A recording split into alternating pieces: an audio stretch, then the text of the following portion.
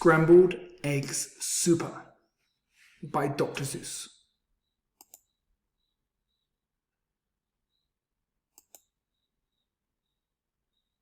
Scrambled Eggs Super. I don't like to brag, and I don't like to boast, said Peter T. Hooper. But speaking of toast, and speaking of kitchens, and ketchup and cake, and kettles and stoves, and the stuff people bake, well, I don't like to brag, but I'm telling you, Liz, that speaking of cooks, I'm the best that there is. Why, only last Tuesday, when Mother was out, I really cooked something worth talking about. You see, I was sitting there resting my legs, and I happened to pick up a couple of eggs, and I sort of got thinking it's sort of a shame that scrambled eggs taste always the same. And that's because ever since goodness knows when, they've always been made from the eggs of a hen. Just a plain common hen. What a dumb thing to use, with all of the other fine eggs you could choose. And so I decided that, just for a change, I'd scramble a new kind of egg on the range. Some fine fancy eggs that no other cooks, like the eggs of the ruffle-necked Salamac gooks. Salamac's gooks say that should be good, so I went out and found some as quick as I could. And while I was lugging them back to the house, I happened to notice a tizzle-topped grouse in a tree down the street, and I knew from her looks that her egg and the eggs of the Salamac gooks ought to mix mighty well, or to taste simply super when scrambled together by Peter T. Hooper. So I took those eggs home and I frizzled them up, and I added some sugar, 2/3 of a cup, and a small pinch of pepper, and also a pound of horseradish sauce that was sitting around, and also some nuts. Then I tasted the stuff, and it tasted quite fine, but not quite fine enough. To make the best scrambled that's ever been made, a cook has to hook the best eggs ever laid.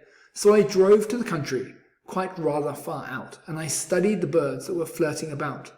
I looked with great care at a mop-noodled finch, and I looked at a beagle-beaked, bald-headed grinch, and also I looked at a shade-roasting quail, who was roosting right under a lazarlac's tail, and I looked at a spritz and a flannel-winged jay. But I just didn't stop. I kept right on my way, because they don't have eggs and they weren't laying that day.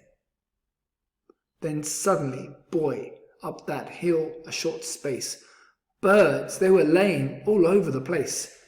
Great happy gay families with uncles and cousins, all laying fine strictly fresh eggs by the dozens.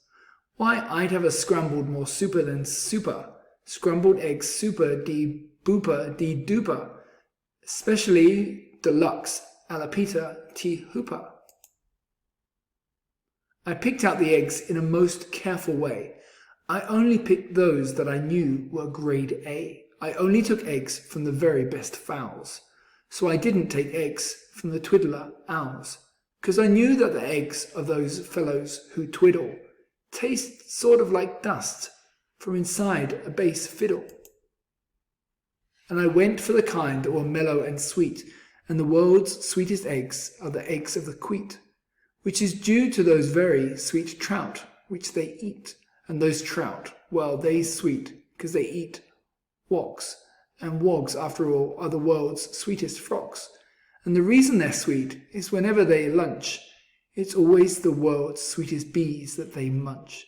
And the reason no bee can be sweeter than these, they only eat blossoms of bezelnut trees, and these bezelnut blossoms are sweeter than sweet, and that's why I nabbed several eggs from the queet.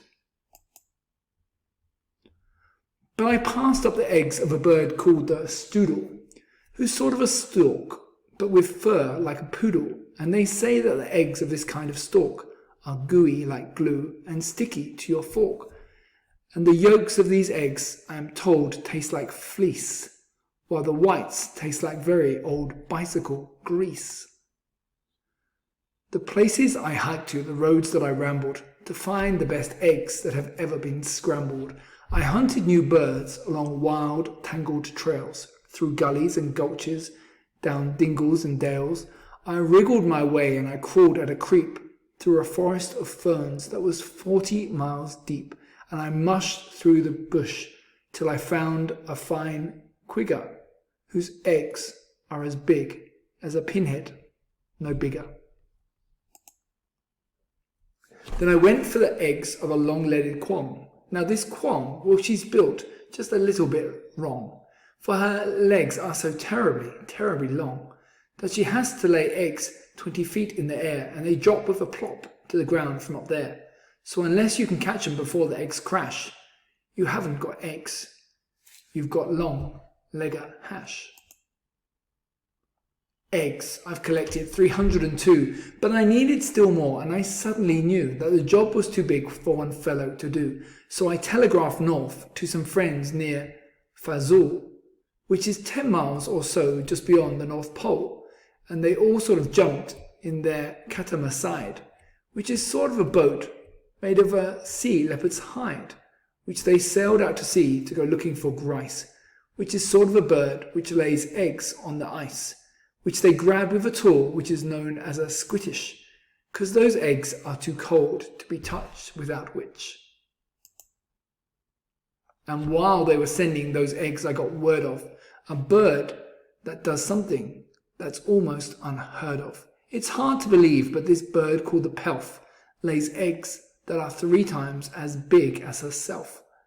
Now that pelf ever learned such a difficult trick, I never found out. But I found that egg quick, and I managed to get it down out of the nest and home to the kitchen along with the rest. But I didn't stop then, because I knew of some ducks by the name of the single file Zuzamane Zucks, who stroll single file through the mountains of Zums, quite oddly enough, with their eggs in their thumbs. And some fellow in Zums who I happen to know just happened to capture 1,000 or so, and they wrapped up their eggs and they mailed them by air, marked special delivery, handle with care. I needed more help, and so for assistance, I called to a fella named Ali long distance, and Ali, as soon as he hung up the phone, picked up a small basket and started alone to climb the steep crags and the jags of Mount Sutagul to fetch me the egg of a Mount Sutagul's cuckoo. Now these Mount Sutagul cuckoos are rather small gulls, but these Mount Sutagul cuckoos have lots of big powers. They dive from the sky with wild cracking shrieks, and they jammed at their legs and they stamped at their cheeks, while their yammering, clamouring, hammering beats. But Ali, brave Ali, he fought his way through, and he sent me that egg, as I knew he would do, for my Scrambled Eggs Super D Duper D Booper, Special Deluxe a la Peter T. Hooper. In the meanwhile, of course, I was keeping real busy collecting the eggs of the 3-eyelashed tizzy. They're quite hard to reach, so I rode on the top of a ham-eeky, sham-eeky, sham-eeky schnop. Then I found a great flock of southwest-facing cranes, and I guess that they've got something that's wrong with their brains. For this kind of crane, when she's guarding her nest, will always stand facing precisely southwest. So to get at those eggs wasn't hard in the least. I came from behind, from precisely northeast. And I captured the egg of a grickly gracchus, who lays them high up in a prickly cactus. Then I went for some ziffs. They're exactly like zuffs, but the ziffs live on cliffs, and the zuffs lives on bluffs. And seeing how bluffs are exactly like cliffs, it's mighty hard telling the zuffs from the ziffs, but I know that the egg that I got from the bluffs, if it wasn't a ziffs from the cliffs, was a zuffs. Now I needed the egg of a moth-watching sneth, who's a bird who's as big, she so scares people to death. And this awful big bird, well, the reason they name her the moth-watching sneth is because that's how they tame her. She likes watching moths, sort of quiets her mind, and while she is watching you sneak up behind and you yank out her egg. So I got one, of course, with the help of some friends and a very fast horse. If you want to get eggs you can't buy in a store, you have got to do things never thought of before.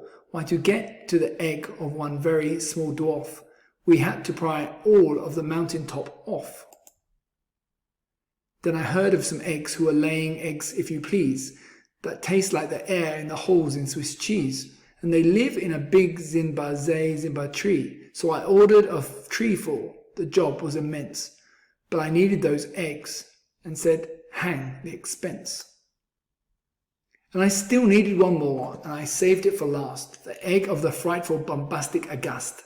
And that bird is so mean and that bird is so fast, that I had to escape it on a Jill just. A fleet-footed beast who can run like a deer, but looks sort of different. You can steer him by ear. All through the searching, all through the looking, all I had needed, and now for the cooking. I rushed to the kitchen and placed where I'd stacked them.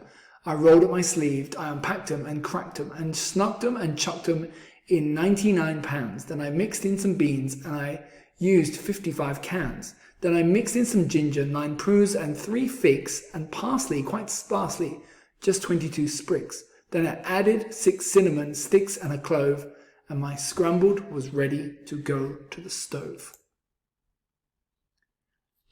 And you know how they tasted? They tasted just like, well, they tasted exactly just like Scrambled Egg Super, de duper, de booper, special deluxe a la pizza, tea hooper.